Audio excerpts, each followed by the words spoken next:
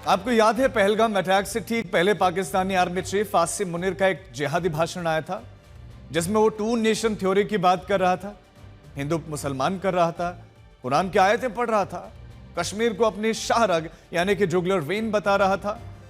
मुनीर के इसी भाषण के सिर्फ 6 दिनों के भीतर पहलगाम में हिंदुओं पर हमला हुआ।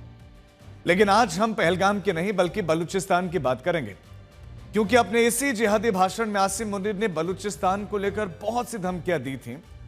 बहाना तो उसने बलूचिस्तान लिबरेशन आर्मी का बनाया था, लेकिन वो सीधी धमकी बलूचों को दे रहा था। और अब बलूचिस्तान में आसिम मुनीर की धमकी ने काम करना शुरू कर दिया है।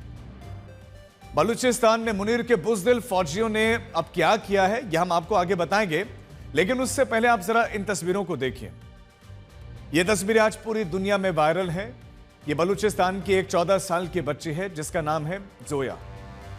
वो अपने भाई की कब्र के पास बैठे हुए हैं और बुरी तरह से रो रहे हैं, क्योंकि मुनीर के फौजियों ने उसके भाई को पहले अगवा किया और फिर गोलियों से भून दिया, मार दिया।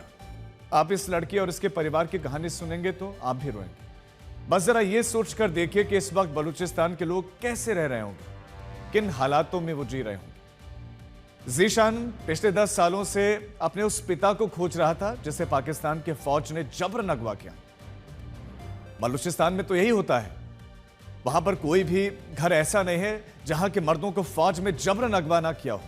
अगवा होने के बाद इनका क्या होता है? क्या इन्हें मार देते हैं या किसी जेल में रखते हैं? क्या करते हैं? कुछ पता नहीं। ज़ीशान के पिता के साथ भी यही हुआ था।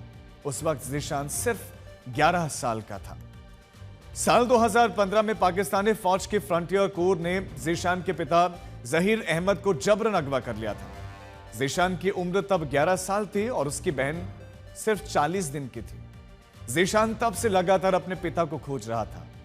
वो बलूचिस्तान में लापता हुए लोगों के लिए सिर्फ लगातार प्रदर्शन कर रहा था, और इसलिए कि वो पाकिस्तानी फौज के उसके बाद निशाने पर आ गया।